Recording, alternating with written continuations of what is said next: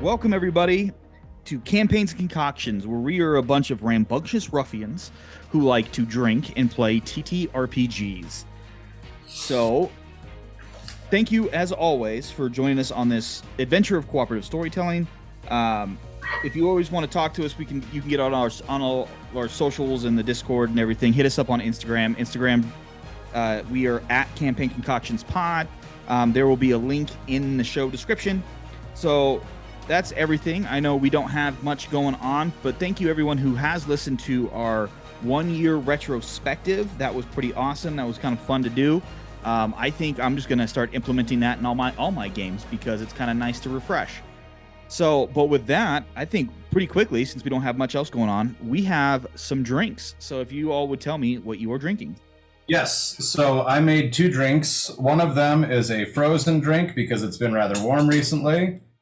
I'm just going to say there is an amount of liquor in here because I doctored it over the course of a day and a half.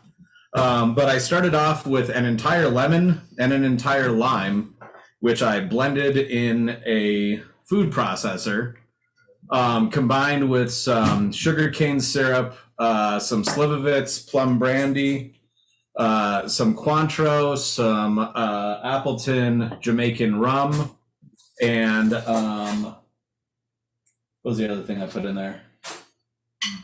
I think I put in some Curacao as well. Yeah. And then just blended it with a bunch of ice, and it came out pretty damn tasty. The fully blended lemon and lime in there makes for an interesting kind of textural thing.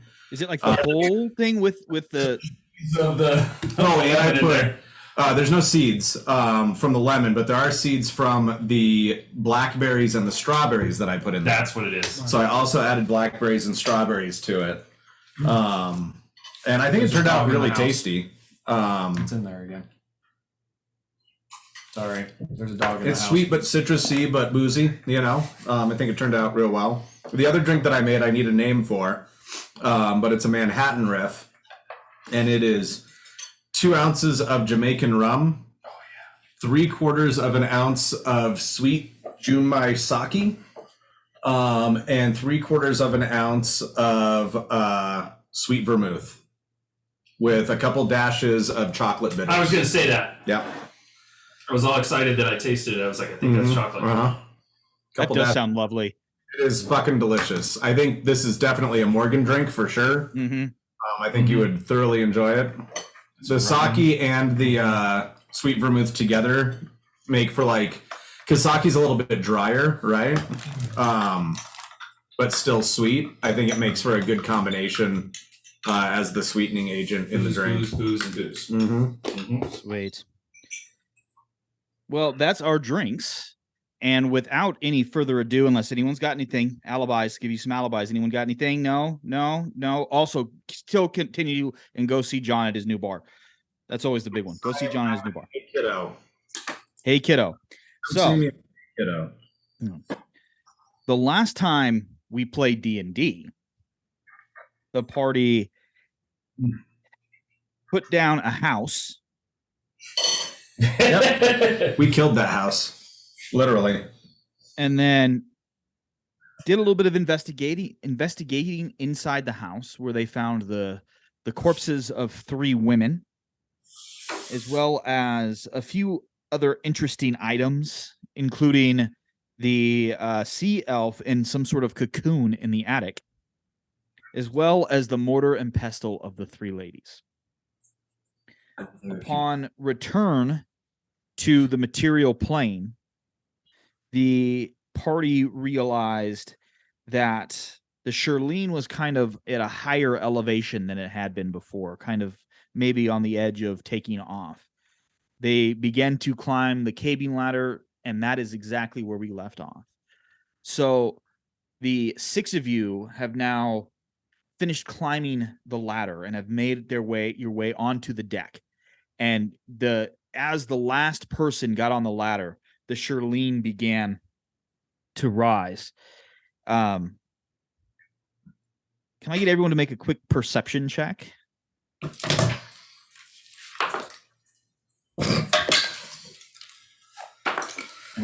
monster box. Hey, drink. All right. What Drink, kind of motherfucker. good drink? Good drink or bad drink? Good drink. Good drink. Drink. Yay. Cheers. This one's you.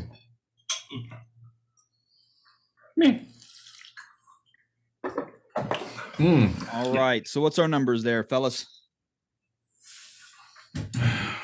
I'll start. 24. Okay. 15. 14. 10. Okay. I had a natural 20 with a +1.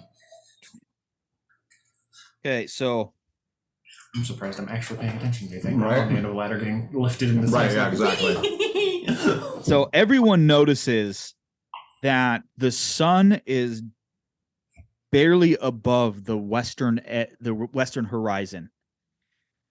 It's slowly drifting down. So the timing seems a little bit different than what you anticipate it to be. It should only be about midday at this point. For everyone but Jared, as you look to the north towards the Bloodtooth Mountains, I believe, yeah, that's the Bloodtooths. I've got too many mountain ranges in my games. Yeah, the Bloodtooth Mountains. That will happen. You notice a kind of like a black haze kind of hovering over the mountaintops. For Patrice and Sark, as you continue to look, you notice that many of the crew members have they're not real pronounced, but a lot of small bandages and nicks and cuts. And then when Sark, since you got the highest one there, as you look to the north as well, you notice that while the kind of black swath is moving in unison, there are some individual things moving in it as well. It's okay. Does it give me the idea of starlings? Ish. Okay. So Captain McKenzie rolls down, or he's at the wheel, and he says, "Hey y'all better get up here real quick. We need to make a move on. And as soon as we can get to someplace safe, we'll get dinner set up and we'll get everything kind of updated on what's going on. Where do I need to be heading?" And you notice that the ship is taken off and is kind of turning. As a friendly reminder, because your characters would know this even if you don't, you don't have anything left here in Strawwich. The city. Yeah, it was to Tal Kabahad is kind of where you guys are at, just to kind of return to the. You need to go back to deliver or back to Talkabahad. Unless you guys have a reason we need to stop in Strawwich. I've been enjoying having money in my pocket. Let's do that. So he turns and he brings the ship pretty quickly. He points to Sark and Skjald and says, I need some eyes on the back. If y'all could keep an eye aft on that black cloud." I was gonna say Sark would have been moving, so he could have anyways, knowing that everyone else had the conversation with the captain going. May have been even slightly reckless in walking along the railing. Mm-hmm. Well, he would have. You spend so much time in the crow's nest that he's just kind of assuming that you were a natural lookout at this point, and then he knows Skjald has sailor's eyes. So, Yep, I head over there. and you notice that all of the sails are unfurled, and they have definitely, the wind is coming northerly, so it's blowing at your back. It's coming, north to south, and it's billowing and everything. You guys are moving at a fairly quick clip. I need Skjald and Sark to make another perception check for me, please. Oh. 10. 27. 20 what? 27. Okay. Not a natural 20, but just barely. Just Yeah. So Close enough. both of you see the cloud swarm thing is beginning to kind of move towards where the ship was. Sark, you do notice that you're just kind of making a really good sweep, kind of keeping an eye about what's going on. You notice that something that you didn't notice before when you were in town, but the town seems to be able to batten itself down in a way that seems to protect it from something. And as you watch, think of in the movie Pitch Black when the things first kind of come out and they swirl around in the whole thing. Yeah. I'm so glad I watched that again recently. Yeah, I did too. It definitely it kind of sweeps in and out of the town, and you hear some very distinctive thudding as it hits, as these things are hitting, but they don't seem they start coming towards the ship, but they don't have the speed to maintain, and so they seem to swing away. How large are they? Can I tell? Make a nature check for me. Ooh. I'm gonna do something. I'm trying to throw stuff so you don't have the same, keep doing the same thing. 17. Ooh, good roll. Same. These are about the size of an average humanoid from shoulder to fingertip.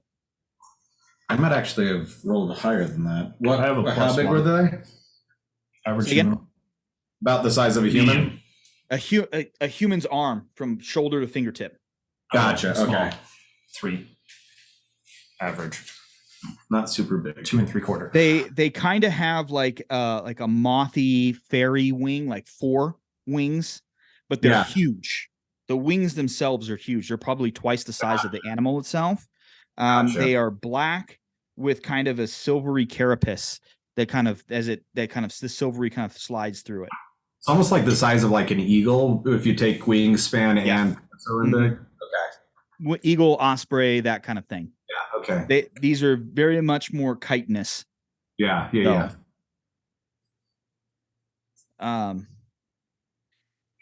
You hear a deep sigh that comes from Captain McKenzie. Oh, well, this will be the first evening that we're able to spend above deck for a while. So if y'all don't mind, I'm going to have Cookie bring up the crew bring up the tables, and we're going to eat up here, if that's all right with y'all. Absolutely. So he starts getting everything in order, gets one of the mates to steer. And then up here on that rear deck behind the wheel, they've got his desk, and it's kind of being moved, and the table's being set up for the 6 of you as well as the captain. And he sits down, and it seems that for some reason it doesn't seem like or at least for any reason that you guys can understand, it seems that the rations seem to be a little bit low. It seems like it's not up to the typical fare that the 6 of you are used to eating.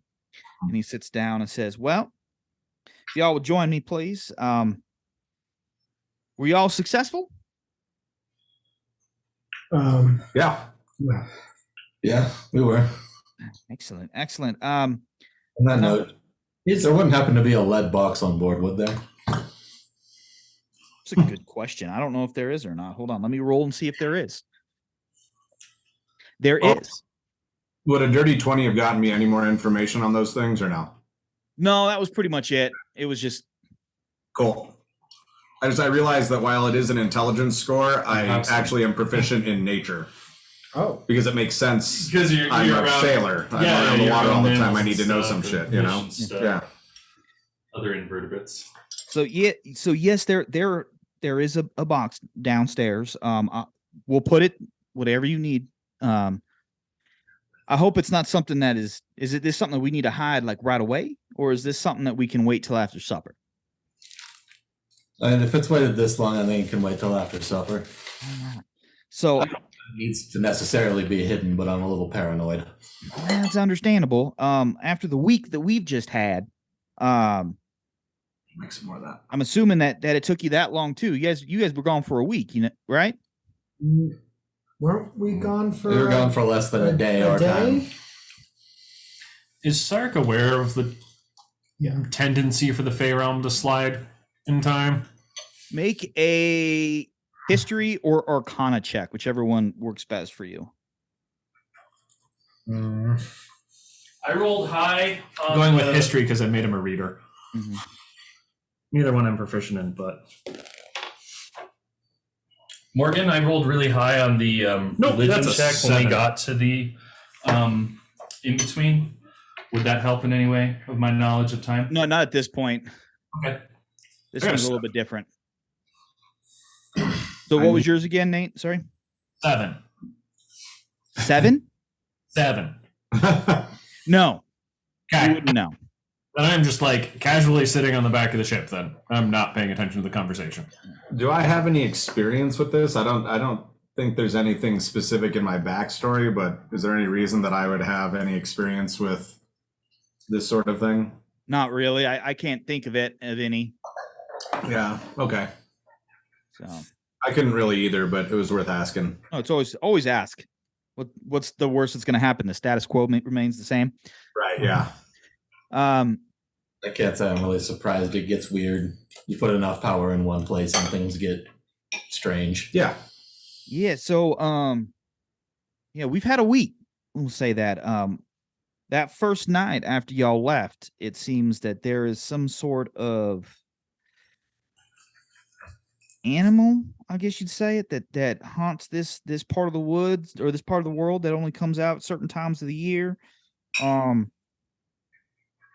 Honestly, we were glad you came out when you did, because there were a couple times when we weren't too close, because we had to move just to keep my crew alive.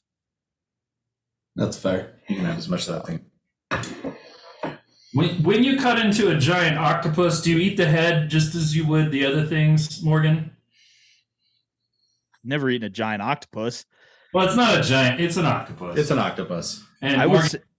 Well, I mean, considering that you eat both the head and the tail of calamari, it's just Americans only eat the head because they are food averse. But if you go to any other country and have octopus, you're going to eat the whole thing. John cooked up a octopus, and it's pretty great. It's pretty tasty. It didn't come out quite the way that I wanted it to, but for the first time cooking octopus this way, I'm pretty happy with how it turned out. So what was I saying? So where were we at? Glad they got. So, but yeah, I'm glad that y'all were able to make it safe. It looks like everyone is whole and hale. But as we don't have any in between spots that we need to stop, we're just heading straight back to Talgabahad. I believe that's correct. We have nothing else to do. Okay. Just looking to get our payment. I'd prefer to hand this thing to somebody else sooner rather than later. That's fair. Well, as the way, luckily, the wind is in our favor, so I believe that we can maybe cut a day off our journey compared to the wind come up here. About 3 days instead of the 4. So, hopefully everything's fine. But the rest of you, just go ahead and take your rest. I know that you've been on a thing. We'll be fine. We'll get patched up, and we'll be just fine. That's deep fried tarragon with it, by the way. So, Fucking amazing. with that, Captain McKenzie stands up, and he says that he kind of takes back to the towards where Sark is and just kind of sets up. But as he's walking away, you hear him whistle.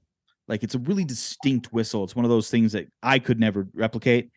Same But too. with the whistle, Cookie comes back up, and he has a kind of funky looking bottle. And he sets it down in front of you. And Is the pronoun for Cookie he? the pronoun for Cookie is he. Okay, I forgot. No, it's okay. That is okay. Now, where are my notes for that one? Because I cannot remember an NPC's name. Do you guys remember the name for the guy who owns the bookstore? Ah, It's in my Wicked notes good name. somewhere. Wait, It was a really good name. too far. Come what? Maybe. Yalthar Gorlax. Yeah. Yeah. Yalthor, yeah. Yalthor. Cookie sets down in front of you this bottle, and it's weird. So it's kind of like conical shape at the bottom, but the stem swirls around, but off at an angle, right? And he says,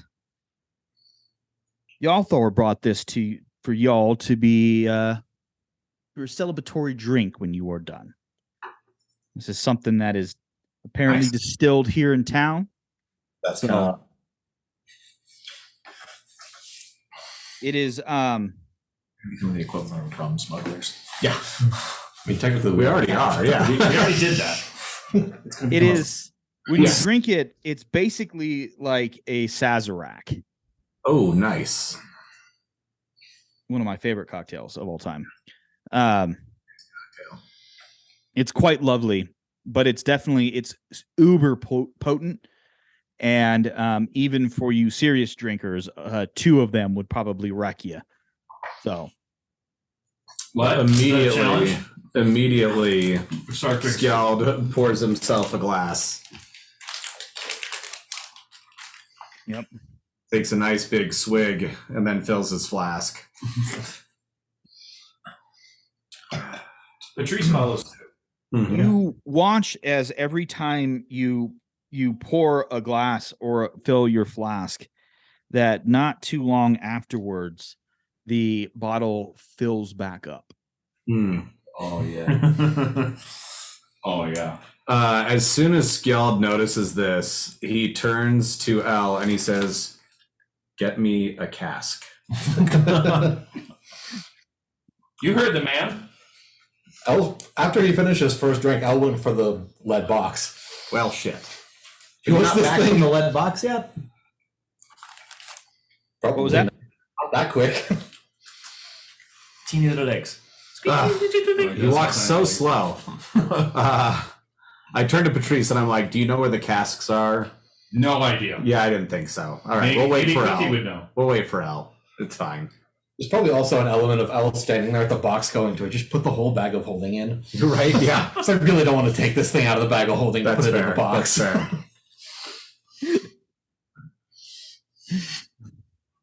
Yeah. All of your eggs in one interdimensional basket. Right. Interdimension. That's great. So the night, as the sun goes down, as is typical of desert air, it gets cold fairly quickly. Yeah. Let me rephrase. It doesn't get cold. It's just such a drastic temperature drop that it feels like you're freezing. However, after the weird day that you have just had, most of you probably still feel pretty comfortable sitting out on the deck. And the crew settles into their nightly situations. Many of them just kind of lay out on the deck looking at the stars. You can tell that they have been holed up a lot recently. There's just, within that sailor, there's always that need to look at the horizon and watch the stars. As the night begins to settle, the evening is yours, though. And is there anything that any of you would like to do? Well, I'm going to continue my liquor experiment and attempt to fill a cask with liquor Okay. and see if the bottle continues refilling itself. Every time you pour it, it refills itself. However, the more you pour out of it, the longer it takes. Interesting. Mm-hmm. How long does it take to fill the cask? So we're just talking, like a little guy, not like a fucking barrel. It'll take you a couple of hours. Okay. So once I've filled the cask, I set the bottle down. I set it aside. I don't fuck with it for a while, like overnight. Mm-hmm.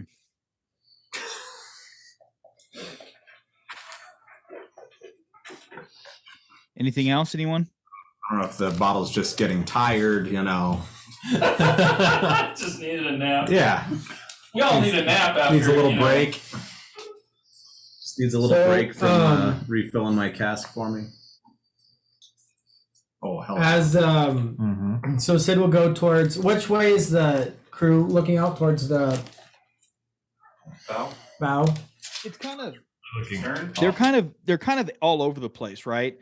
So they're just kind of, some are just laying down looking up at the stars. There's a couple who are sitting up at the stern. Yeah, with their like they're pulling a sark, right, with their legs dangling over the railing, just kind of sitting there. A couple of them are just chatting, having quick conversations or whatever. Sid will go towards the bow, and just knowing like the crew's pretty drained, she's going to do 3 casts of color spray, kind of like a fireworks light show Okay. for the crew to try to lift morale. So go ahead and roll a performance check for me then.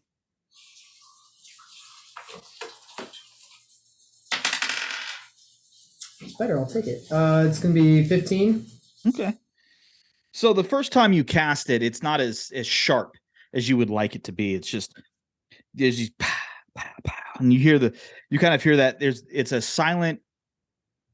You hear the silence because no one's quite ready for it. But the second time, you get a few more of the oohs and ahs, and as you keep going, your presentation gets better and better. And on the third time, you get a few just kind of muffled applauses. But you can definitely tell that as the crew is laying there, they are ready for this particular adventure to be over, as it has been somewhat of a rough one for them. And you can see it now that they're laying there. It seems like there's a couple of spots where blood is starting to kind of poke through the bandages, and it seems that they've dealt with it, with the situation as it has come.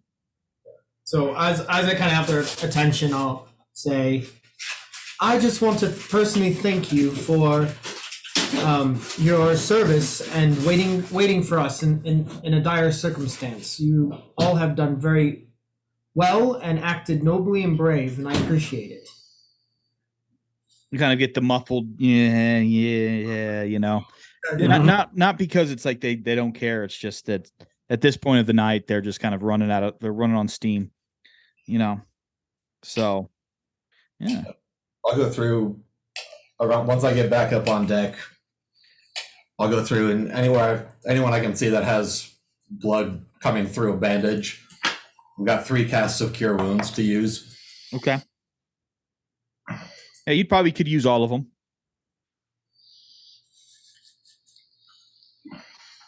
Feel free, if you want to roll, you can. I mean, it's more kind of role play at this point. So, Absolutely. It's just I'm not gonna roll for it. It's just all doing what he can to help. Yeah. People up. Cool. All right. Anything else this evening?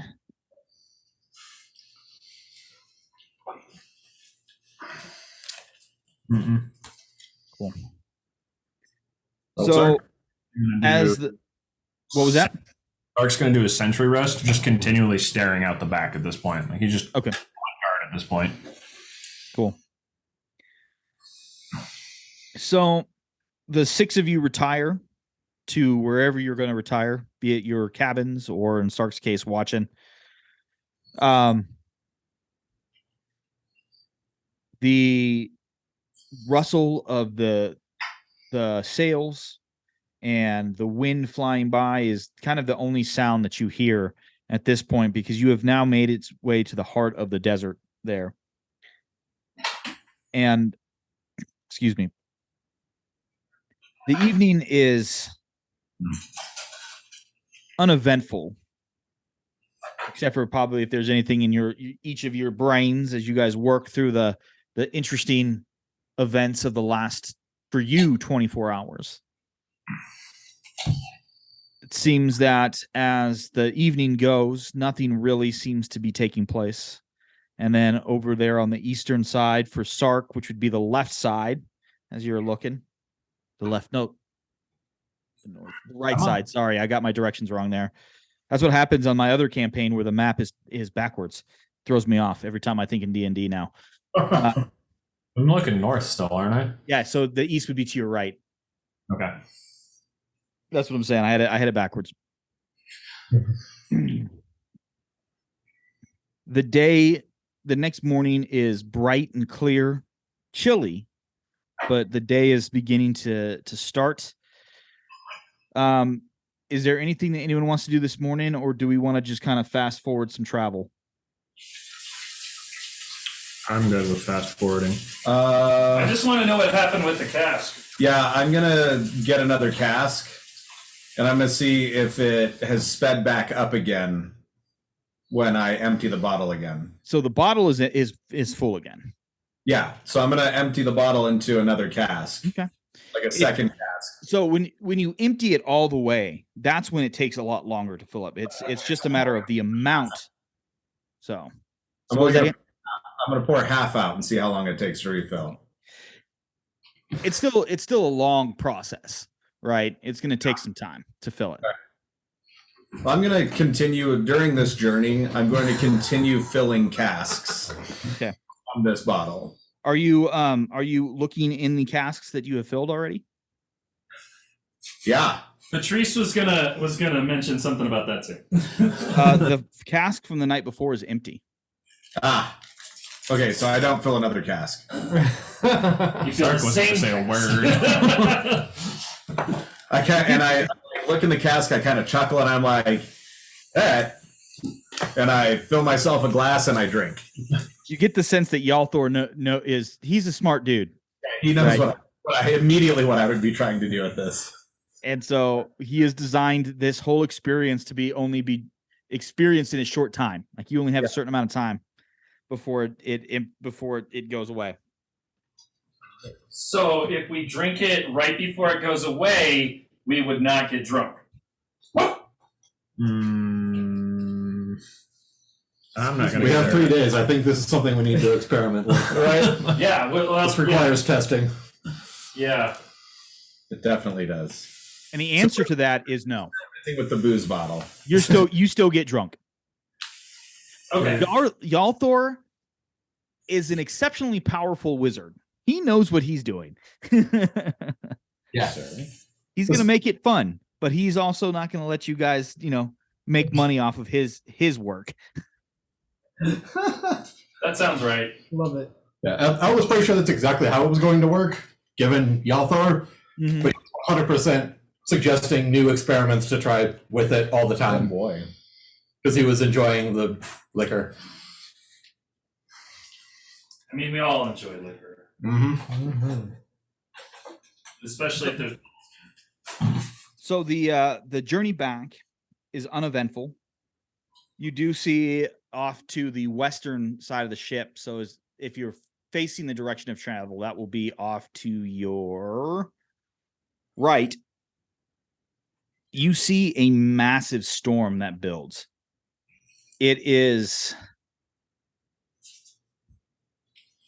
It doesn't look like a typical storm. The coloration of the lightning is a little bit off. It's a little bit green.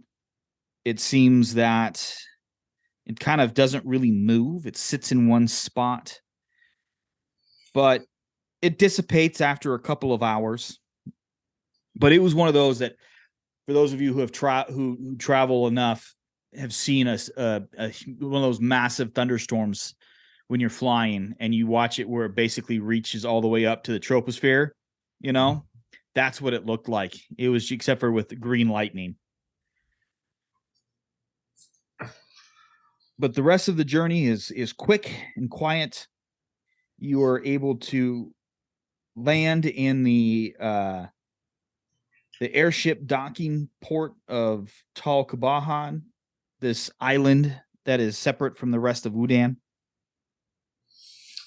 What are you guys doing now as you sit down kind of in the evening of the third day of travel? Well, Scout, we don't need to buy people drinks anymore to get information from them. True. This is perfect. But I am concerned about taking this bottle outside of our quarters because it could be in danger. I mean, so the bottle is precious to you? Is that what you're saying? It's pretty precious, yeah. I think it's worth paying for drinks to leave the bottle here. Yeah. Drinks seem to be getting less and less expensive the more money I get in my pocket. Yeah, that's how that works. Mm-hmm. That's not how that works, but that's actually how that works. Just wait till people know who you are. I don't know if I want that. Then half the time you won't even pay for drinks. Mm. Some of them will be poison. Skull, it seems like you've had people take things from you before. That part of the pirate's life? Sure. We'll say it's part of the pirate's life. I feel like that's part of life. That might be it. I don't know. People didn't fuck with me, so Nobody's ever taken anything from you? not gotten away with it that I know of. What are you doing out here? Fair enough. Touche. Well done. Took somebody from me. Yeah, that's what my role was. The wisdom check to see if I was going to be like, nobody's taken, like, I don't know, a friend.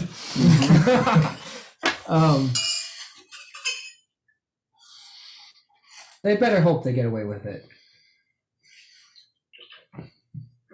I didn't say they got away with it. I just said things have been taken from all of us. Fair enough. And I've already got a list long enough of people who are needing of thumb screws. I don't feel like adding petty thieves to it.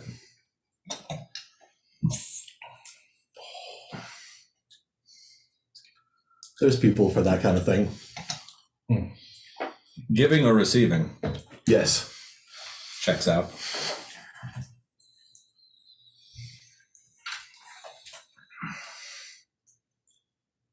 You think the Mages College, whatever that place is still open enough for us to go turn this thing in? Everything's open if you knock hard enough. You have to knock. Valid. I don't know if I want to knock that hard somewhere with a bunch Figure of of really speech. powerful wizards, though. Again, you have to knock. Considering Figure what of it is speech. and how bad we don't want it, I don't think that they would be annoyed by us delivering it to them as soon as possible. I mean, high-level wizards are not... Powerful wizards are not exactly noted for their stability, though. Is there not a way that we could like magically send some kind of message to them to let them know we're like out front waiting so that we don't have to knock? Because like sometimes when you knock on somebody's door, it like startles them if they're not expecting you. So like if there's a way that you could communicate to them that you were like outside and ready to come in to hang out, like you could like send a message. So they don't Even, follow their like- procedure for taking you out immediately. As you Right, walk through the yeah, door. yeah, exactly. Like even if it was like a message in text form, like, you know, just like, hey, we're outside. You know what I mean? We could pay a runner. I mean, as long as it's not us getting hit with a fireball, I'm fine with it.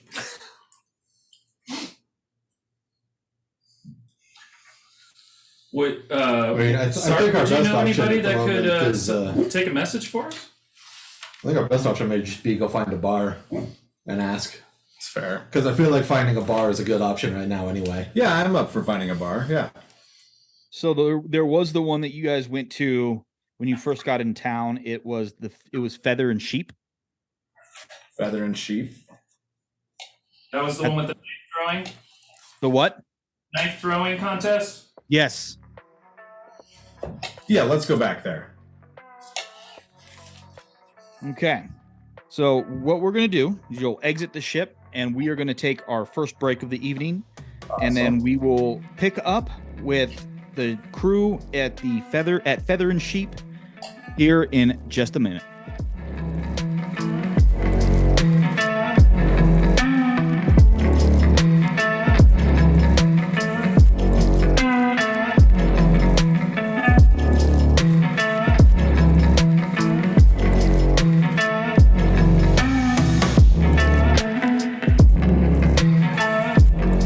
Welcome back to Campaigns and Concoctions, where we have all agreed that the concept of Grey Jedi is morally wrong. Sorry, we just had a really fun conversation about Star Wars, and so we're a little bit behind the power curve, but it was a really good conversation. So, drinks, guys, what are we drinking? Something delicious, that's for sure. I made a Ramos Fizz. And by say I made it, I mean I fucked it up royally, because that's what happens when you make that drink. Yeah, I was gonna say that doesn't look excuse me. quite like a Ramos Fizz, but Hey. I already said that. You don't need Looks to like- restate it. looks like whipped cream. Yeah, it kind of looks like shit, because that's what happens when you try something that's really hard for the first time. Well, and also when you do it incorrectly. Thanks. Well, no, I'm saying you used a machine. I tried, yeah. Yeah. I tried to do a thing, and then I forgot something, No, and you then I tried to do a thing. You tried to cheat. I did try to cheat, because it scares me to have to shake something for like 5 minutes. So, what is it? It tastes good. But what is it? It's, It's called a Curtis Gin Ramos. Fizz. It's called a Curtis Gin Fizz instead of a Ramos Gin Fizz, because it is not correct. The numbers on a Ramos Gin Fizz are 2 ounces of gin, 1.5 ounces of soda water, a half ounce of heavy cream, half ounce of simple syrup, 3/8 ounce of lime juice, 3/8 ounce of lemon juice, an egg white, and then you shake the ever-loving shit out of it, and then you chill it the way the fuck down, and hopefully you get a nice meringue on the top, and then you pour it into your glass with a little bit of soda, and the meringue foam on the top is supposed to lift above the glass about 1 inch or 2 if you did your job right. But I didn't, because it was my first try. Yeah. And that's what happens. And also, you tried to cheat. I did try to cheat. Is that such a terrible thing? Well, I'm just saying, I think that the reason that you have whipped cream instead of a Ramos is because you tried I to don't cheat. think that's true. I think if I would have tried to do it the first time and I forgot the egg white like I did, then it would have turned out exactly as stupid. No, it would be a different kind of stupid. Okay, it would be a different kind of stupid. All right, what's our other drink? So I'm calling this the Misty, It's a delightful drink, though. Misty Eyes. It is 2 ounces. I'd say stick to like an American gin on this one. 3/4 an ounce lemon juice, half an ounce of lilac syrup, which I made this week.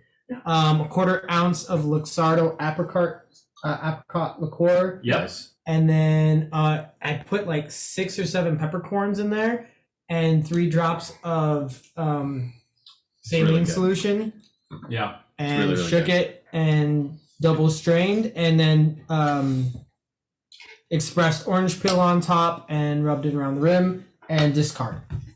It is delicious. Yeah. It's a very good drink you made. And Carl has eaten an entire cucumber. So, you have exited the Shirlene and have made your way to Feather and Sheep, the pub here in the dock region of Talcabahad. You enter the tavern. What are you guys doing?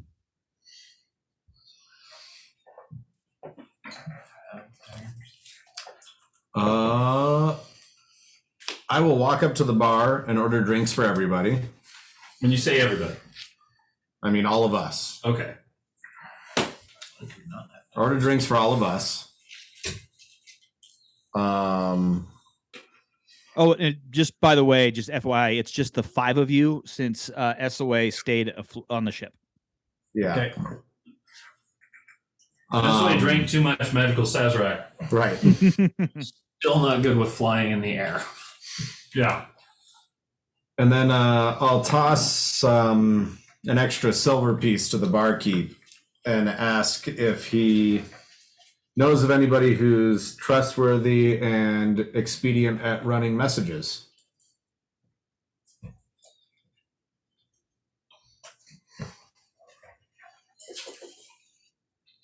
He continues to do the tropey bartender things. He wipes down the bar, he's cleaning out glasses, and he kind of juts his chin over to his right, and as you turn around you can see that there is a couple of young-ish people sitting at a table.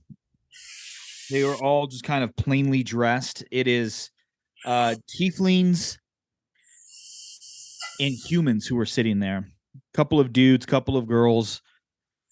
one kind of androgynous. And he says that is a group of 4 hire couriers. Any of them will take any item that you have to a location for a set price. Hey, Al, come with me. Okay. I walk over and, before I walk over, I buy a round of ale for the 4 of them, and I carry those over myself. Okay. Set them down in front of all of them. And I turn to one of the tieflings and I say, you run a package for me? Or run a message for me? Where to? Where does this need to go, Al? Mage house? Mage house. It's a mage house. Pulls out. Specifically, Can I- Yamina Jamari. Say that again. Specifically, Jamari. Yamina Jamari. He gets up real quick and he walks over to the window and looks up. And at this point, the sun is set. And he says, well, I could do it for you, but they're going to be closed for the evening. How much effort shall I put into getting seen tonight if you want to do it? Make it happen. That price rises. Yeah.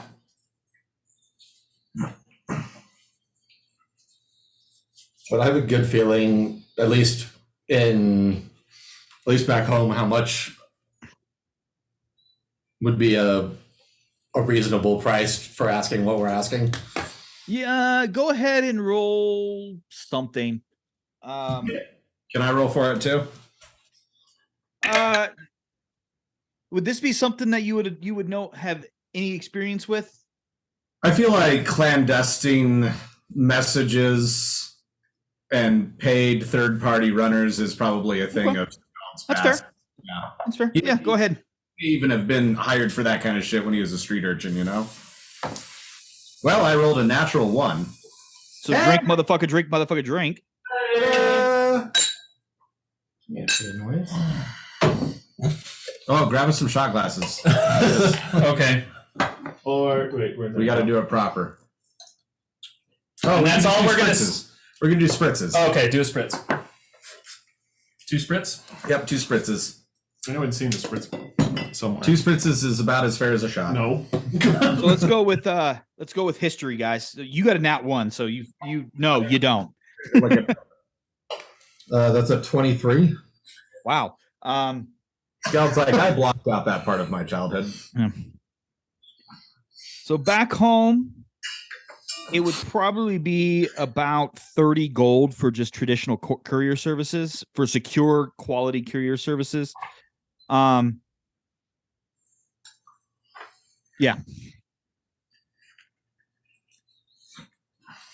Even though you guys have way more money than that, that is still, it's a solid price, right? Pretty steep, yeah. In that case, you said 30 would be about standard. Yeah. Well, then I'll pull out 40 gold Okay. on the table, and I'll say, how much urgency does that get us? Gives you a few attempts. And you said it was for Yasmina Jamari?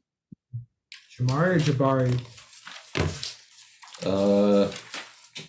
Jamari.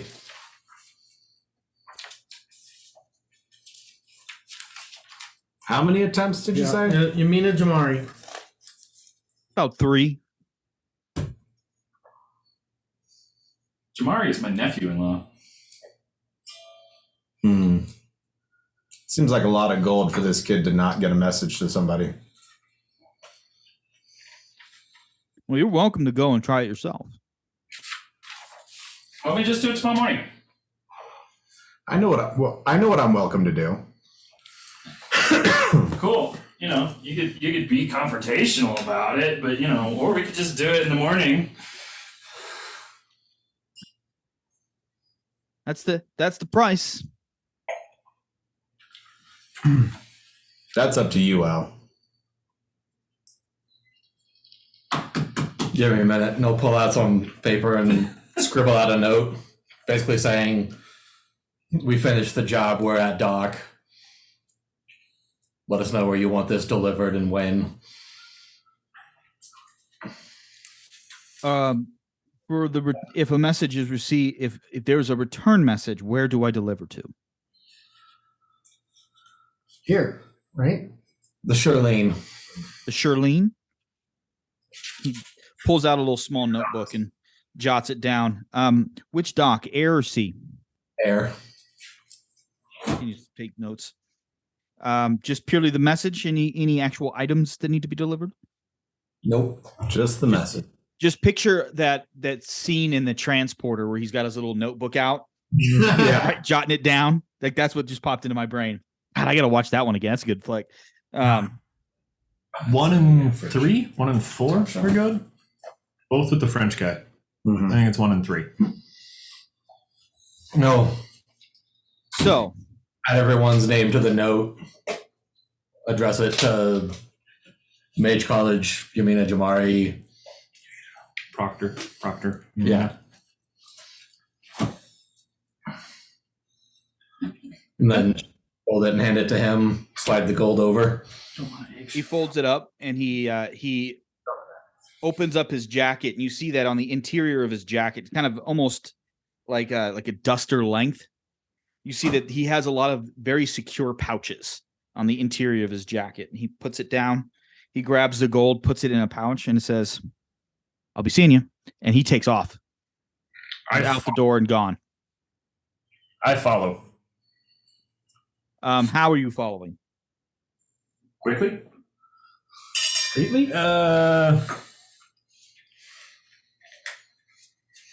Yeah, I'm going to try and be covert because I can Go ahead and roll a stealth check. rapid travel even covertly.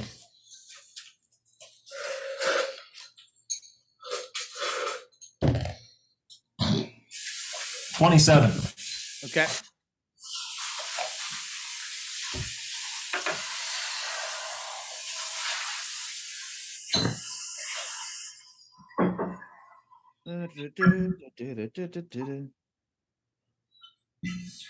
Where are you, thingy? That is awesome. There it is. Sorry, I have a little NPC quick stat thing. I gotta look up. Nice. Okay, cool. So as you watch him exit the Feather and Sheep, he very quickly heads to the rooftop once he crosses that main thoroughfare, that east-west thoroughfare. Are you going to attempt to follow him up that way? Oh, absolutely. All right, I need, I believe for you it would be an acrobatics check. Yes. Oh, that's not good. That's an 11. Okay. Not good is still impressive. Yeah. As you watch as he very deftly gets up there, and this is very much reminiscent of this city is kind of built very much like Jerusalem in Assassin's Creed. Yeah. You know, that kind of Arabic with the roofs and the rooftop gardens and all those kinds of things. So he's just kind of dashing and making those very deft jumps between.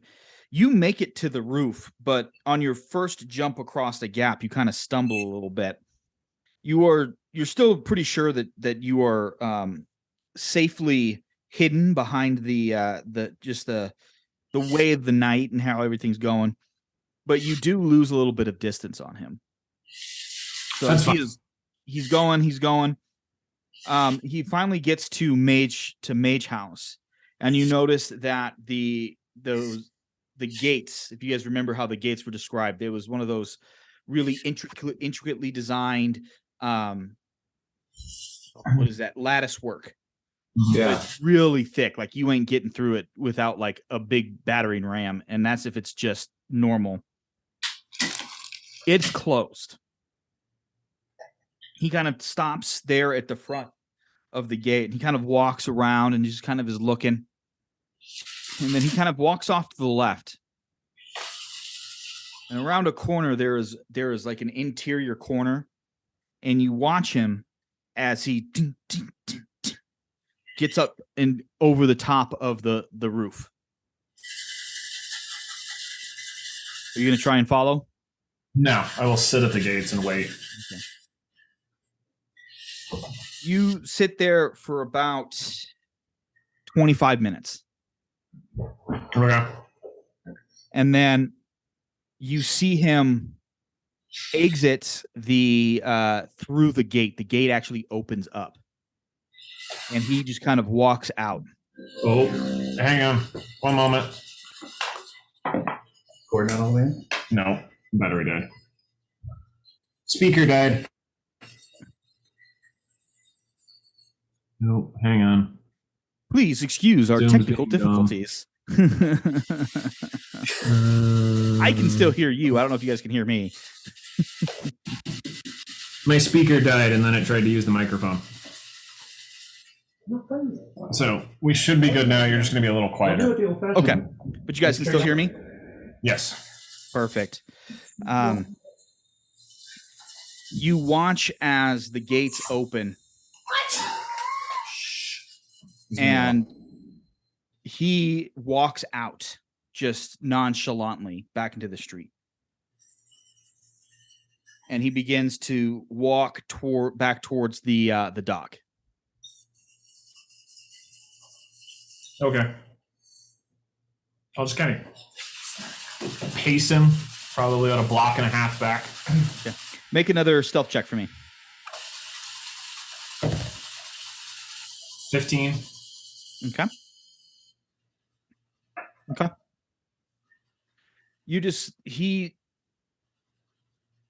not moving as quickly as he did on the way up, but he is moving with a purpose. And as he slowly finally makes his way down towards the dock, you can tell that he's done this a few times. So he walks right up to the dock master, slips him a coin and asks something. And then he heads towards the Shirlene. So, pause. The rest of you, what were you guys doing during that intervening about an hour or so? So Sid wants to see if there's anybody that looks like sailors that just got off a ship. Oh God, they're all there. Right, and battered. You mean like your sailors? Like specifically that like they were really close to that storm we saw. Oh, your sailors. Yeah, no, they're not here. Not our sailors, but any sailors that look like they maybe are a little worse for wear because they were maybe came in from that storm that we saw with the green lightning. Oh, okay. Make a perception check. Is the dice making? Fuck! It's just you then. It's just me. It's you. Okay, I give up. 11. Curse.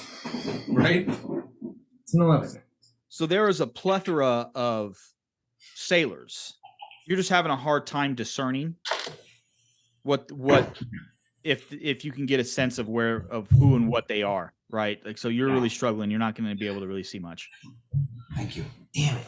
All right. Thank you, buddy. All right. I will just be frustrated. Yeah, that'll happen from time to time. Anyone else got anything that they want to do?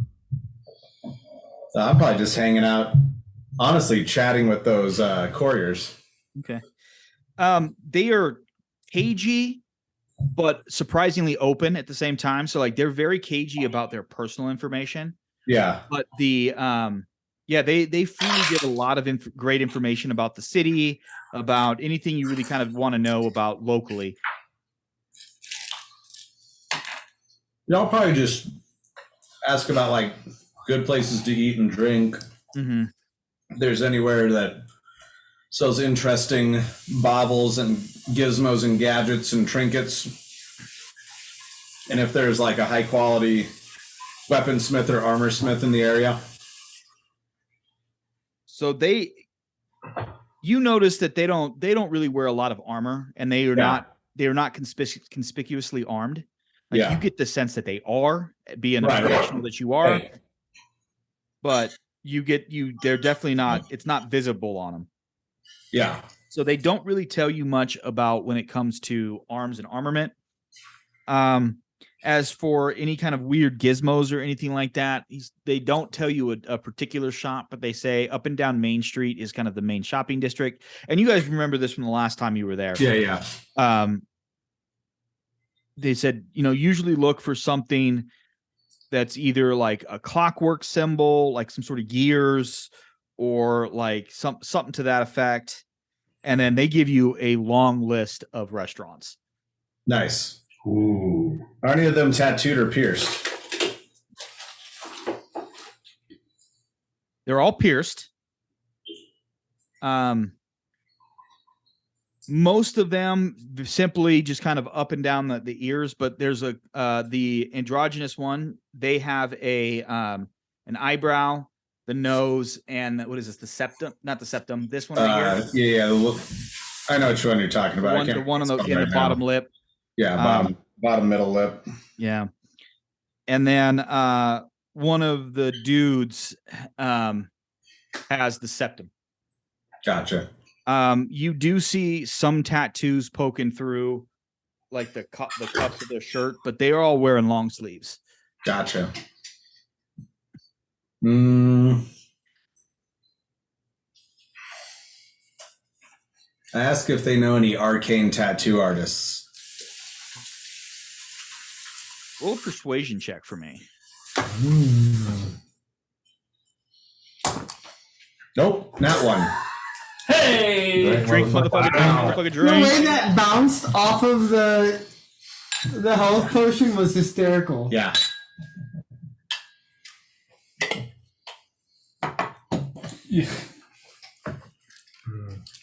I need to eat another one of those amaretto cherry things.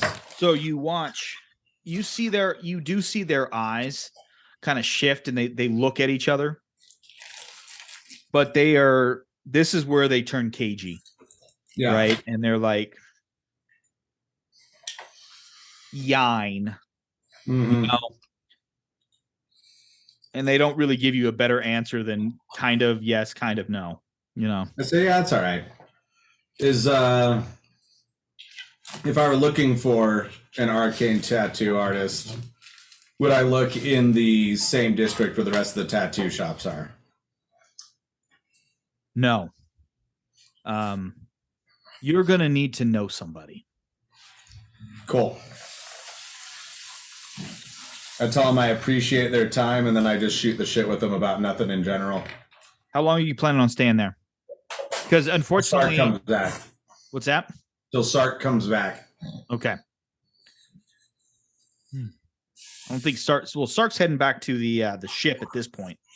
That's where you guys told him to go. Oh, that's fair.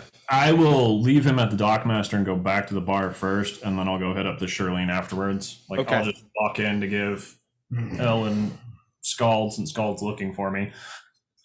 Like a positive hand signal, and then disappear to go up to the ship. As soon as I see Sark, I buy the kids another round of beers, wish them a good night, and I head out. Cool. As soon as I pay the courier and he leaves, specifically after I watch Sark leave, I'm gonna go try to do the knife throwing contest. How many drinks in are you? Roll for it. One or two, maybe. Roll a d20. It's right after. Like I'm Roll a not d20. I'm not even through my first drink. Can I join Al? I don't feel like my luck could get any worse. So. But you also get Sark's. You got Sark's first drink because he ordered for Sark, and then Sark took off. Yeah, but I haven't had time to drink them yet. That's fair. I had the drinks and I had a conversation, and then I went, "Cool, he's out. I'm going over here." I'm trying to remember how I did the knife contest. I don't remember. I think you just rolled attack and then added in dex. Yeah. And then Yeah, depending I on think how so. high Sounds everybody accurate. was, you kind of picked That up sounds somewhere accurate in the middle. because Sid sucked at it. Sark had Yeah, and there's like a pot you have to throw Yeah. into. Yeah. Yeah. See, this is the danger of being a GM, right? Is you create something just to kind of be a one-off, to be kind of interesting while you're there for like a few moments, and then the party fucking latches onto bullshit that you don't mean for them to ever latch the fuck onto. That sounds right. Yep. I think I still have the rules for beer pong for you guys at somewhere. Yeah, that is 100% accurate. Yes, family. Just so you know, at one point we forced Nate to create rules for D&D beer pong. That's right. On the spot. Yeah, On the spot. It was pretty fun. It hurt. It was fun. It was fun. I did it to myself. All right, so we'll say it is 5 silver to get in on knife throwing Right. each. Oh, and for you, Scald, it was probably about 2 gold for all the rounds. Okay. All right, I'm joining L because I feel like my luck can't get worse. All righty, right. So you're gonna roll a ranged weapon attack.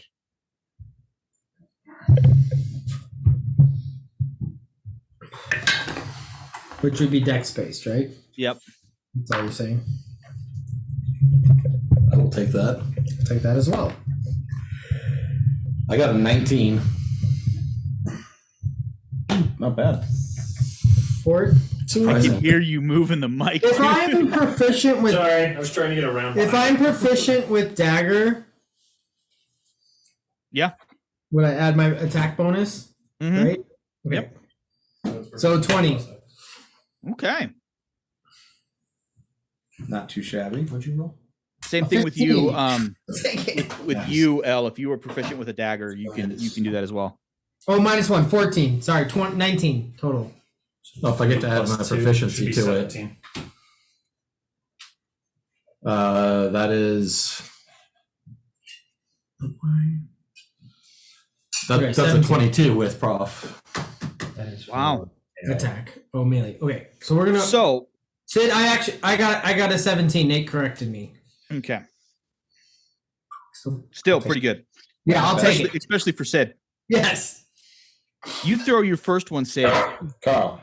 and it sits Hey. in that not the bowl, but the Yeah, just out. outside Okay. ring of it. Elle, you squunk, and it quivers and it sinks deeply into the bowl. So you got 2 more throws each.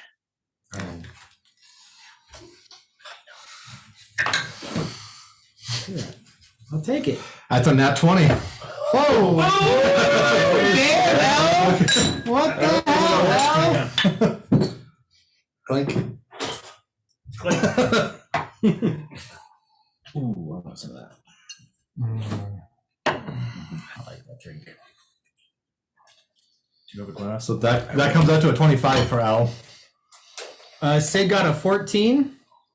So Sid, yours is not in that, is in the next ring out, Oh, yeah. right? Still take it. Elle, you stab the pommel of the dagger. Like it's Robin Hooded that shit. Did everybody else just give up? Does he need to roll again? well, you get one more throw, right? You throw 3 daggers. Did you do it? No. No, he was way too excited about the second throw. Sid is also distracted by the amazingness of L. Delightful. What can he not do? See, what I have in my head is if you watch King Arthur with Clive Owen, Tristan, who throws the dagger and hits one on the end after the 2 guys that were doing it. Yep. And just let him go. I think that's a good comparison there. I What'd aim you for get, the Sid? middle. Yeah. I got a 6.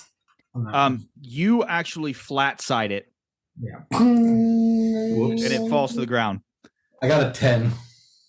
You hit the board, but you don't get on in the circle. And Al immediately just goes, I said to give everybody else a chance, you know. There wasn't any more room in the bullseye. Yeah. However, That is a thing. L does take the prize. So Oh shit. You get 30. It'd be 30 silver. Because that's 5, 10, 15, 20, 25, 30. Yeah, there was 4 other people who were throwing.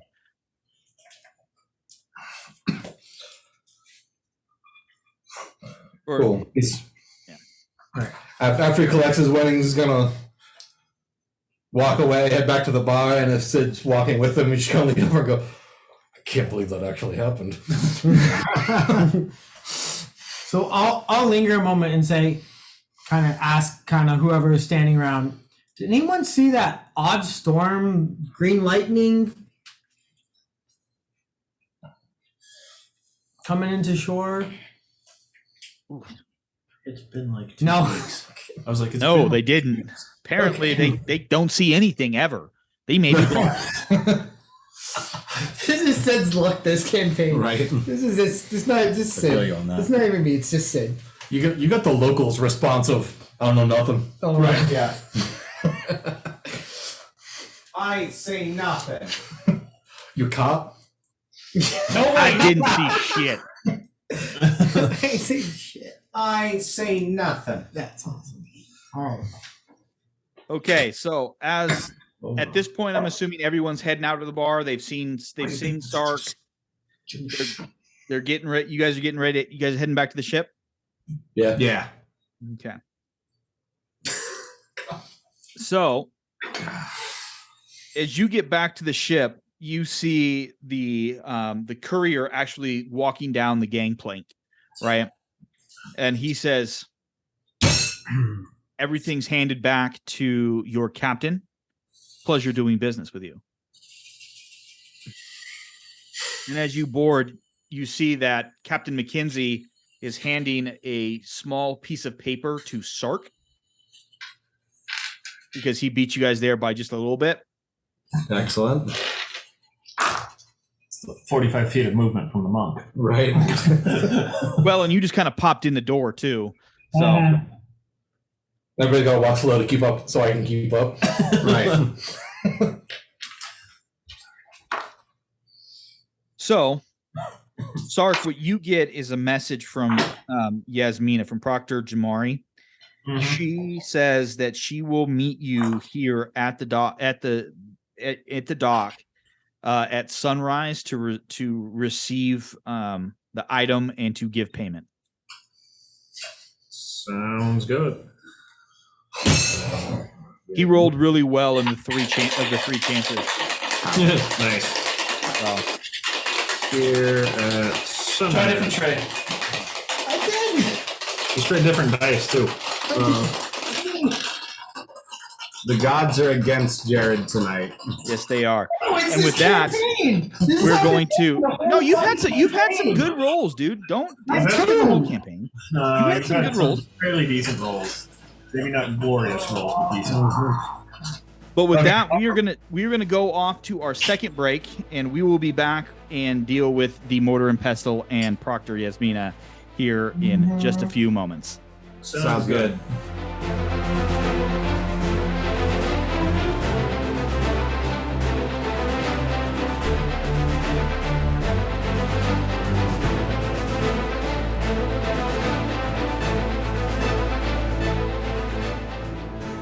Welcome back to Campaigns and Concoctions, where, moral and ethical discussions always seem to pop up when you play D&D long enough with the same group of people.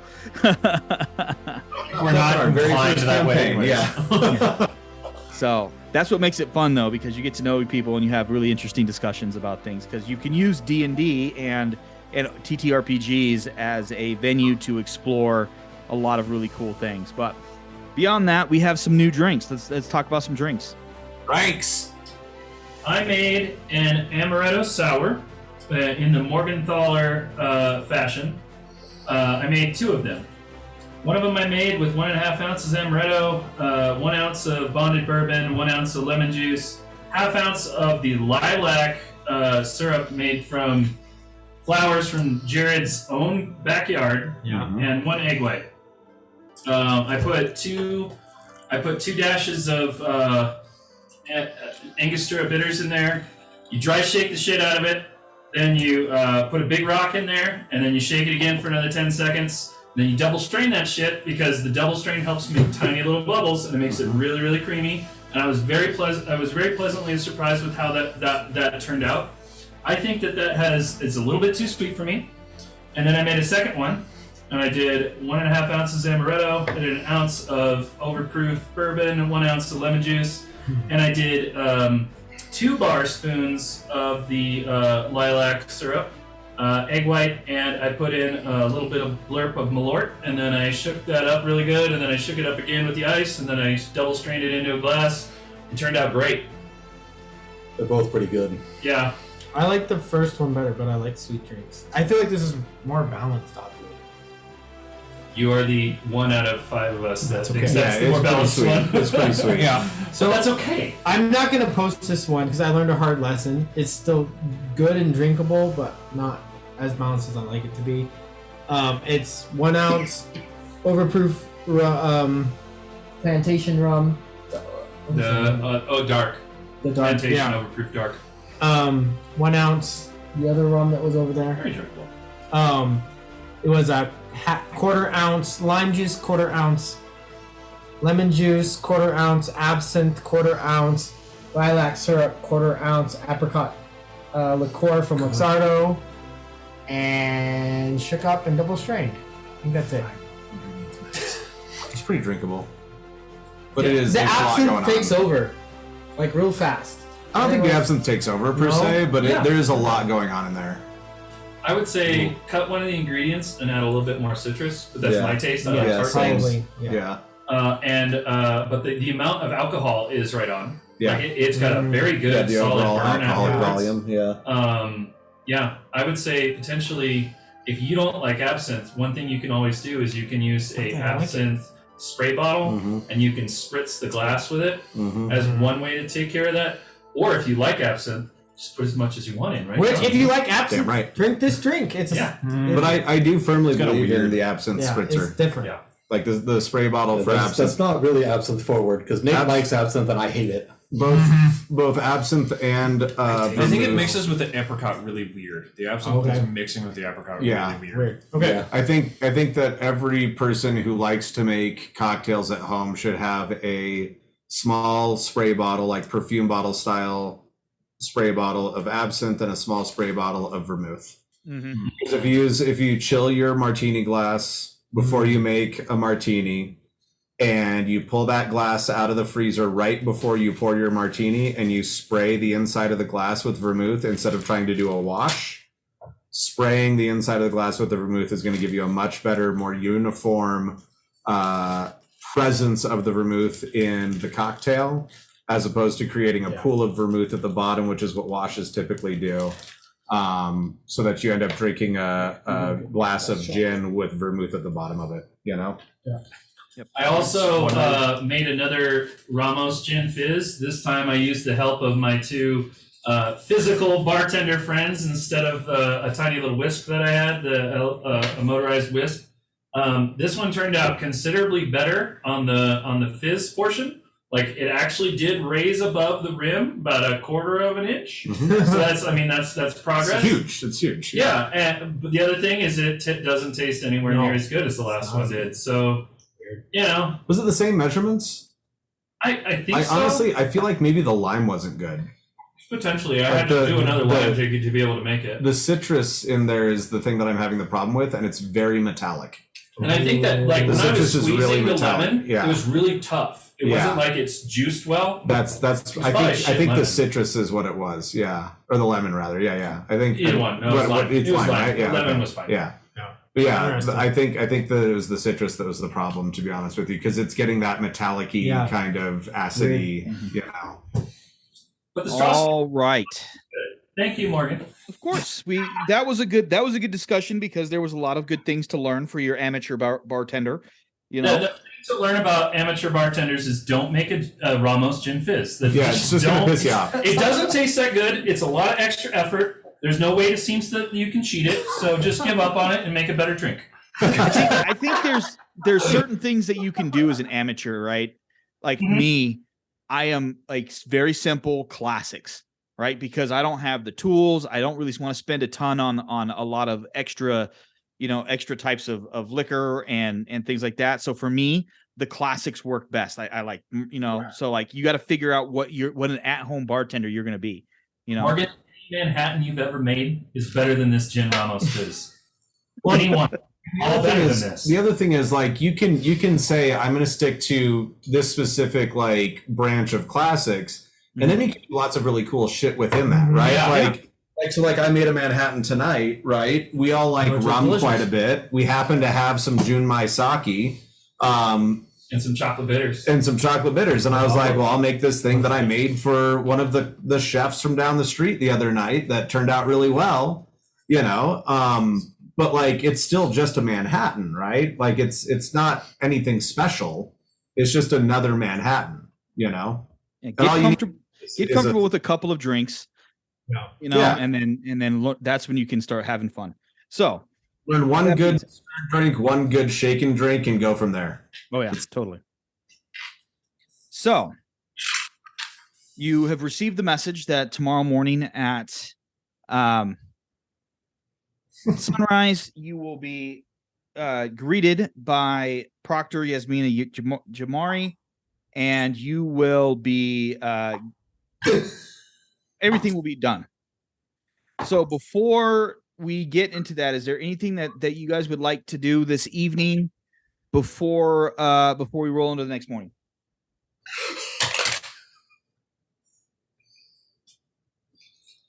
This evening? I don't think so. I think Patrice would like to sit on the deck and kind of take some time by himself and try and play his bone ocarina up on the crow's nest. Just a little bit of practice, just to kind of do that and just kind of commune with Lebanon a little bit, see if anything happens. I think Skeld walks out onto the deck while Patrice is practicing. Okay. And it's just smoking a cigar, leaning against the gunwale. Okay, go ahead and roll a performance check for me, Patrice. Ooh, quite good. I think that's going to be a 22. Okay. Is it a song that Skeld recognizes? No, it's a 25 actually. I would say it touches a memory for Skald, right? Not like it's something you would have heard it at some point, but it is very much a Haven song, because one, that's where Patrice is from, and then that is also where SOA is from. SOA talking. Gotcha. You've probably heard it at one of the mini bars there in Haven when you've made port a few times, but it's not something that you are it's not something you can sing along with. And it's the one thing that seems to be common with the songs from Haven is they have a bit of a haunting quality to them. Mm-hmm. Haven is a very kind of joyous place. However, some of the art that is created there is kind of a bit darker to counter that, because a lot of the people who have emigrated there have come from other places where they haven't been as fortunate as those who are native to Haven. Free places attract those that are from not free places. Right. Exactly. So, anything else anyone's got going? Not until after we handle the morning's meeting. Yeah. Sark will do the rounds for people who need to get woken up. As in L, he'll just drag L out of bed. By the foot. I'm going to tell Sark where the lead box is, and that it's still in the bag of holding in the lead box, in the hopes that he won't drag me out of bed in the morning, despite knowing that he probably will. It's worth a shot to try to sleep in past sunrise. Oh no, I will drag you out of bed and drop the lead box on your chest. The lead box, you can't grab the lead box. The lead box is permanently installed into the ship. Yeah. All right. As well it should be. How many stairs do I have to go down to get to it? Not many. I mean, it's just you're just going down to the gun deck. I believe that's like a 10 stair at most. No, that's too many to bounce L down. Knew exactly where you were going with that. I knew. You just get dragged out of bed, not down the stairs. Yeah, that might actually kill him. Yeah, I'm not about doing not to L, not doing damage to L. I don't think it would kill L, but it would definitely hurt. Okay, so all of you are up, including UL? Reluctantly. Okay. As the 5 of you make your way down, you see Proctor Yasmina Jamari there, in her robes, standing there in her regalness. If you guys remember, she was a little bit of she has kind of like a downtrodden regalness. Like she is a bureaucrat who has been working in the office and is always just kind of like haggard in working in the bureaucracy, but she commands a level of authority because she at least knows her level of power that she has. So, excuse me. So she's standing there. She also has what looks to be a small chest sitting at her feet because it was a lot of money that you guys got promised. Sure was. Yep. You also see kind of off to the side, like a very respectable distance away, a couple of armed guards. Armed guards. Again, sizable amount of money. I think Skjald very blatantly waves to the guards. With a very big shit-eating grin. Yeah. Because I'm actually seeing John do it, and I'm sure that's exactly how Skald would look too. With a cigar in his mouth. Yeah. Sark will actually hold back from the group, seeing that the guards are back. Okay. Who has the mortar and pestle? I do. Definitely Al. He's not going to engage in any of the conversation. The whole time since he got on deck, he's been preparing a pipe very slowly and carefully because he's not actually awake yet. Also valid. He hasn't had a chance to use that enormous, amazing coffee machine. He's been in the lead box for 4 days. Right, yeah. Inside the bag of holding. Proctor Yasmina Jamari. Proctor Jamari or Yasmina is just fine. Yasmina. Holy fuck, what adventure did you send us on? Well, you're gonna have to tell me because we had only knew kind of the general location of that place, hence why we had sent so many people. Please tell me. We ended up in the in-between, between Shadowfell and the Feywild. What the fuck? You ever fought a giant house with chicken legs before? I did. Yeah, I know you did. The house tried to run away. I was stuck inside it, and then it swallowed me. I don't even know where the fuck I ended up. Yeah, you got eaten by a chicken leg house. That is a true statement. I don't know how to deal with that statement. I've been meaning to talk to you about that. Also, there may have been 3 dead goddesses in there. Correct. There were 3 dead, terrifying-looking haggish. We'll say haggish, not haggis, but haggish. Hagley. I think Hagley. it's Hagley. Haggard. Yeah. Haggard. Haggard. Most haggardly. Most haggardly appearing gentlewomen That were dead. So you know the gif of Mal Reynolds going that's what she's doing. Right. Yeah, And so man, we've hit a ton of good pop culture references tonight. Yeah, she is just completely speechless as the 5 of you are talking, or the 4 of you are talking, and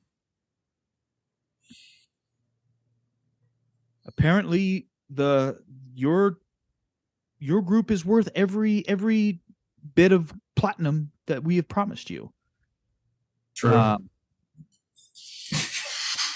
In between. Okay. I have nothing. Wow. Can I see the money? She just opens up the case, and it's a case. I believe it was 500 platinum that you were offered. So when the case gets opened, Skeld looks in, leans back a little bit, closes his eyes, lifts his eye patch, rubs both eyes, puts his eye patch back down, and then opens his exposed eye again and looks back in. How long have you been holding on to that one? This is the second time. This is his detect magic. Yes, I remember that. I thought this is what he did for languages. Yeah, that's for languages. Oh, okay. But I like don't the whole act of like the comedic rub in the eyes is a little bit new. Yeah, It's And pretty good. It's pretty good. that's it. I'm just like, damn, that's a lot of money. I hate to Hell. be that guy, but in my notes I have 300 platinum. It's fine. How Oh, many no. hours are there? 6? So that's 50 platinum each. correct. Skeld just immediately starts counting out 50 platinum to each person. What did we hand her the thing yet? Mm-mm. Oh, okay. Maybe, No, I was going to make sure that the money was Yeah. actually real before you pulled it out. Yeah, Skeld is definitely like taking every 5th coin and giving it a little nibble, you know? As soon as Go ahead. As soon Skeld actually physically picks up coins from it, I was gonna actually step up and just be like, "Do you want me to just hand it to you?" Yeah. I don't see why not. Box. I don't know.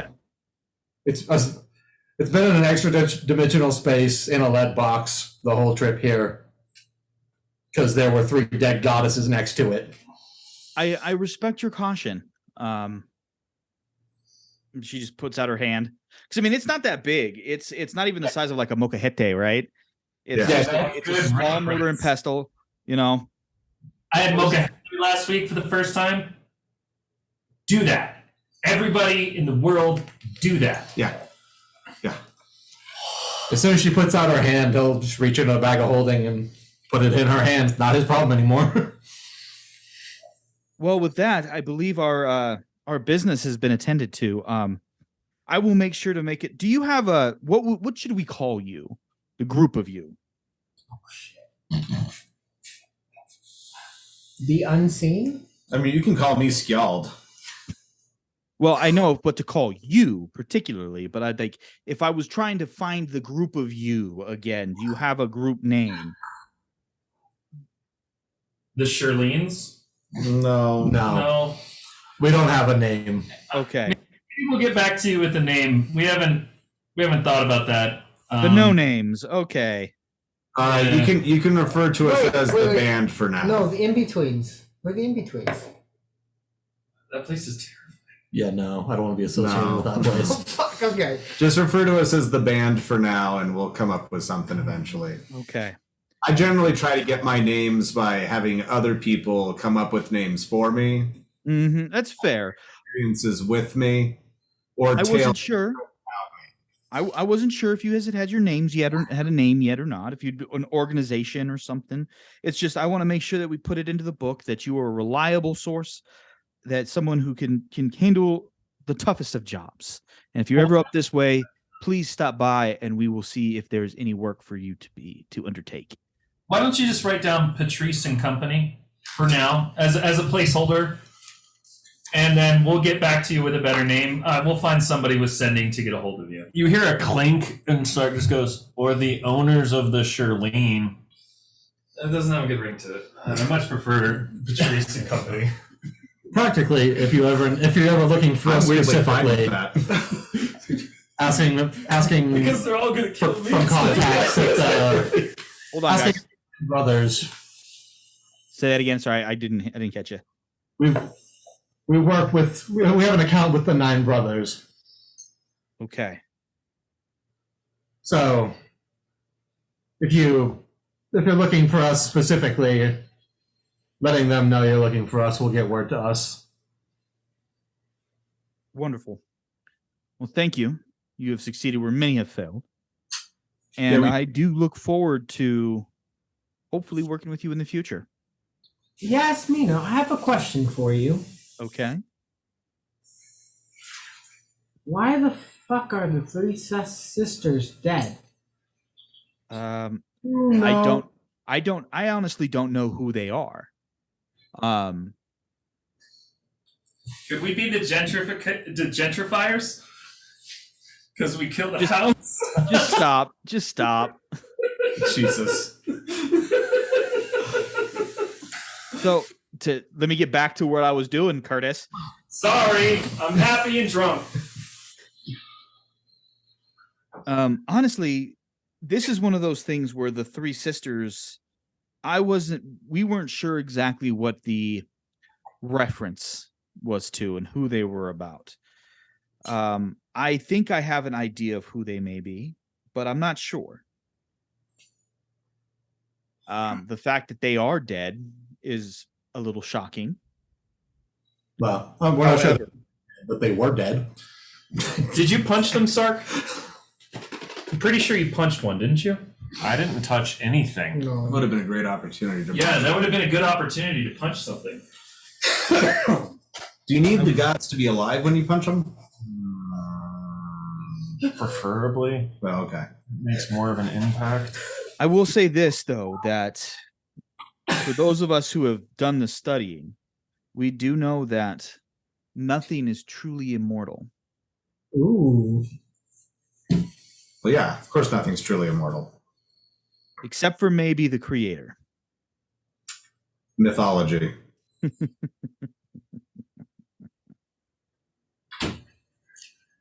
Gods are just very powerful entities, that's all. And they smell nice. So they're dead. Some of them do.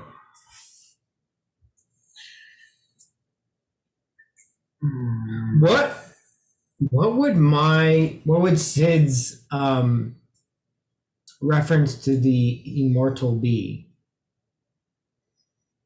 Does it translate into where she comes from? I mean, immortal just means immortal, right? The creator, sorry. Thank you. So there is. Okay, here we go. So the way that the general structure of the pantheon works is it's kind of a triangular hierarchy with patrons, minor gods, and major gods. But then above that are a few creatures that are kind of hinted at, but no one actually has any names for them. So the creator is just kind of something around a creation myth. Everyone has one. Everyone acknowledges that that this individualist creator is the except for Skald. Skald's like the one weird example throughout the whole of the world. But like there's no name associated with it. So it really is. It's really vague. It's just basically a creation myth. Resonate with every person or every nation or culture has some tie to this idea of the creator.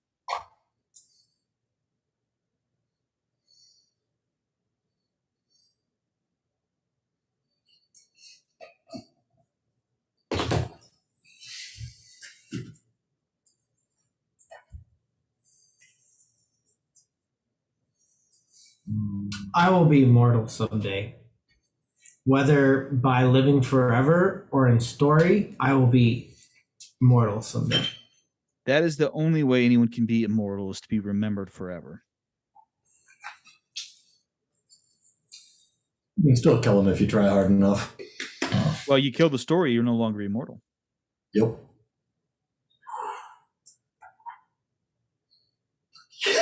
You want to live forever, Sid? Yeah. If it means finding my friend, my comrade, I will live forever.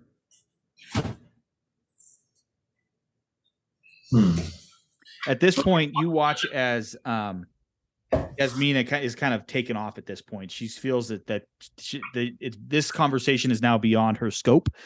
Yep.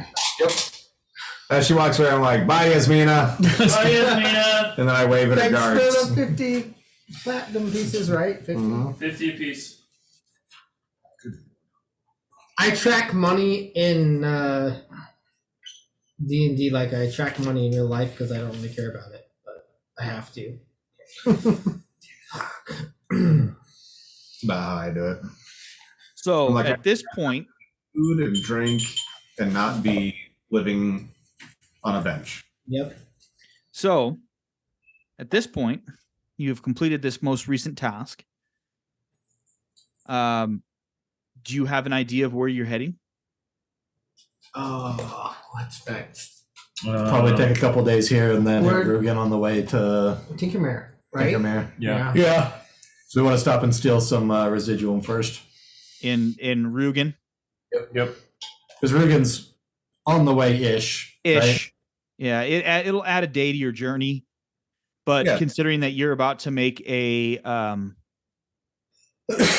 about a 2.5 week trip, a day is not a big deal. Oh, I also want to ask if anybody around town knows anything about a story of a fearsome barbarian who wields a magical axe and takes the shirts of his slain enemies as trophies.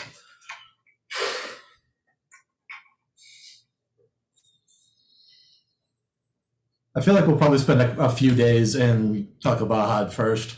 Okay. Give the crew of the Shirlane a rest since they had a rough week. We also have a shit ton of money to spend. Yeah. Okay.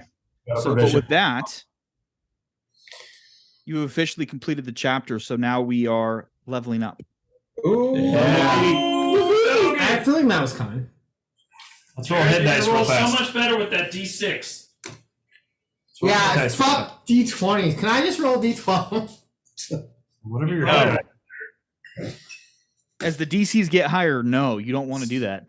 It's fine. It's totally Nice. fine. I got max. Nice. I got We are max. DC. D6. Right? Re-roll ones. Dice. Fuck. It fucked me.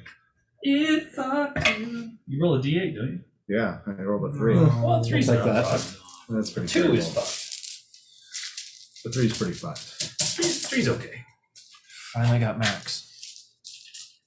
I am happy. So family, I literally had to remove myself from the table because Curtis handed me his dice tower and I rolled his dice through the dice tower and got a natural 1. That's how bad D20s are fucking me this game. So yeah. But tonight. No, pretty much this game. No, it's not, dude. You're having confirmation bias right now. You have not rolled that bad. And then I've had a lot of shit in the 4, 5, 6 range. I was That's like, all you I'm may be saying. rolling under average, but you're not rolling Wheaton under That's average. fair. Hot sauce? Yeah. Yeah. Which one? All right, guys. Everybody got their All right, I take it. points rolled. Yep. What did you get? Okay. So we're gonna wrap a little bit early tonight, family. I think that's a really good stopping point. So as always, thank you again so much for joining us on this adventure of cooperative storytelling. We have a link to our interwebby things down in the show notes. We see you guys jumping on the Instagram lately. We've gained about probably 15 to 20 followers in the last 2 weeks. So thank you for that. Get into the Discord if you can. The Discord, I know we're not super active in there all the time, but it's a small Discord, but we do engage with y'all if you're there. So it's really, really cool. It's probably the most intimate Discord server that you're going to be in, and it's going to be the coolest one that you're in too. So for all of that being said, go ahead, Jared. No, let's just announce set point. What we roll quick. Oh, you don't got to announce it. We just roll it. So Not. It'd be fun for our audience. so but with I got a 5. Sorry. You take a 5. 5 out of 6. I'll take it. I got an 8. I got max hit You points. son of a bitch. Patrice got a 4. Scal got a got a 3. 3. I got 5 on a D8. nice. Nice. So with all that being said, though, family, as always, thank you so much. Click on the links, and until next time, drink well. Wow.